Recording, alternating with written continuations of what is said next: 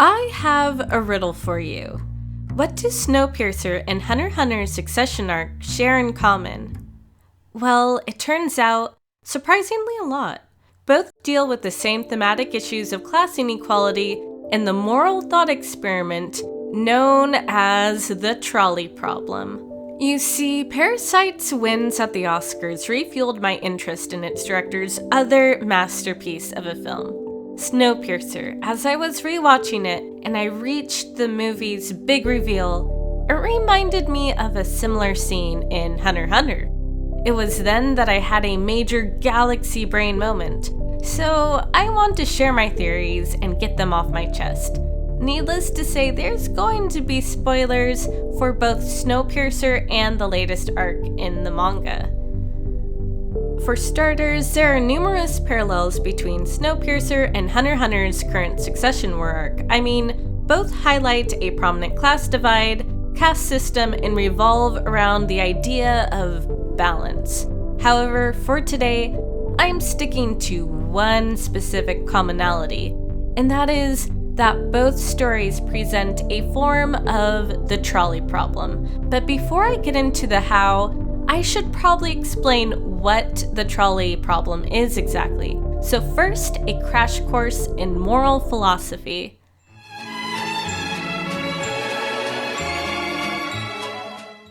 In the infamous trolley problem, we're presented with a scenario where there's a train quickly speeding towards 5 workers on a track. However, you have the option to pull a lever, switching onto a track being worked on by only 1 worker, thus killing only 1 worker instead of 5. Well, would you do it? Would you sacrifice 1 person to save many? Okay, let's mix things up a little, complicate things. In the next scenario, you have the option to push someone onto the tracks in order to slow down the train and save the other 5 workers. Would you do it? What is the correct decision here? Well, you can take it from Leorio. That's nuts! Different people would answer that in different ways! There's no right answer for that question and never has been! That's right, there is no one correct answer. In each scenario, the true purpose of the trolley problem lies in your answer and your reasoning behind it. For instance, some people may choose to pull the lever, yet morally object to pushing a person onto a track since your action feels more directly tied to the person's death. However, for a utilitarian, there is no difference between these 2 scenarios. They would kill the single person to save the many in both cases, because at its core, utilitarianism adheres to the concept of the greater good. So a utilitarian would select whichever action leads to the greatest overall net happiness. My core issue with the trolley problem, however, is that it's overly simplistic. It creates a false dichotomy, an either-or situation that foresees only 2 possible options. But why only 2? Let's think outside the box here. Surely we can get more creative than that. Like you can pull the lever anyway, but use Godspeed or even turn yourself into a motorcycle to rush and save the single person, thus ending up with 0 casualties. I don't know, surprise me. The great thing about fiction is you can get really creative. So what does Snowpiercer and Hunter x Hunter foresee as a possible solution to their trolley problem? Let's go over them. In Snowpiercer's version of the trolley problem, humanity's survivors live on the train while unlucky children are given the task of maintaining the sacred engine at the cost of their life and limb. Curtis uncovers this disturbing truth when he reaches the engine. There, the conductor proposes that Curtis become the next conductor of the train containing one of humanity's last known remnants, despite the fact the train requires child labor to continue. Now, what is Snowpiercer's solution to this? To blow up the trolley itself. At the movie's climax, Nam blows up the train, triggering an avalanche and killing presumably mostly all the passengers on board. The only shown survivors are 2 children who wander out to discover that there is indeed life outside. This ending illustrates a return to Eden, a restart to human civilization, suggesting that mankind's machinery is impermanent, while life finds a way.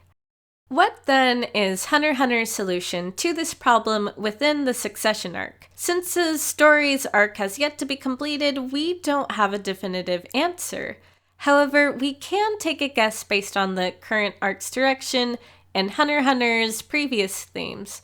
First, in the infamous trolley scene, Hulkenberg confronts his father, threatening to murder him if he doesn't put a stop to the succession war. However, King Nasubi counters him. He proposes that Hulkenberg win the war, become king in order to change the very political system that he despises, to kill his own siblings in order to prevent future succession wars. Here Nasubi even directly references the trolley problem and proposes that it's whoever decides to pull the lever that determines the winner of the succession war. I guess you can kind of think of King Nasubi as the anti-Willy Wonka. Instead of selecting the kindest child as his successor, he's looking for the most utilitarian one, calculating enough to make the hard decisions for the overall good of the Kaken Empire. Does Hunter x Hunter want us to perceive this as the morally acceptable decision, though? My gut answer tells me no. However, let's take a look back. Way back to the Hunter's exam. In fact, a good portion of the Hunter's exam consists of a series of different moral dilemmas, particularly in Phase 3 of the exam. During one test, the gang collectively votes to not kill a prisoner despite losing precious time waiting to finish the fight. Note though, ironically, it's only Leorio, the man who wants to become a doctor, that votes to kill the prisoner off. Later, the gang also elects to take a longer, more difficult route instead of a shortcut that only 3 members may pass through. Together, they work to tunnel their way through to the shortcut. Moral of the story here is, regardless of not acting out of immediate self-interest, they still made it through Stage 3 collectively as a group. They were considerate of their teammates. You see, one of the core themes of Hunter x Hunter is friendship and empathy. This is the glue that binds Hunter x Hunter together. The idea that there is intrinsic value in the individual and human connection. For instance, Meruem chose to spend his final moments playing Gungi with Komugi. Pakunoda sacrificed her own life for Crollo and the spider, and not to mention, Kacho's own love for Fugetsu was so great that it superseded death. Love is a driving force that cannot be ignored. You can't tell me that Hulkenberg wouldn't hesitate if he was actually faced with the task of killing either Fugetsu or Baby Wobble. Sure, there are other princes that wouldn't hesitate. There are even sadists like Michael from The Good Place who are trying to calculate the most efficient way to kill the maximum number of characters aboard that ship. However, there are also others aboard the Black Whale who are fighting to seek a bloodless solution to the trolley problem. And to pull that off, that would require a miracle and some very creative thinking. Looks like we're in need of an over-idealistic hero. Hit it! I need a hero! All right, big fella, let's crash this party!